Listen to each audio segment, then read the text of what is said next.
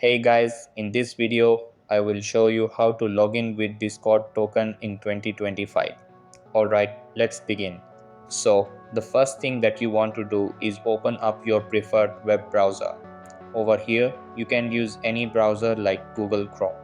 After that, head over to the official website of Discord, which is discord.com. Then, click on the three dots located at the top right portion of your browser. After that, hover your mouse over More Tools and then click on Developer Tools. Over here, click on the Application tab. If application is not visible, just click on the two arrows pointing to the right and locate application. Then scroll down to local storage and select https://discord.com. After that, scroll all the way to the bottom. Double click on the blank space, type in token, and on the right portion of the tab, paste your Discord token.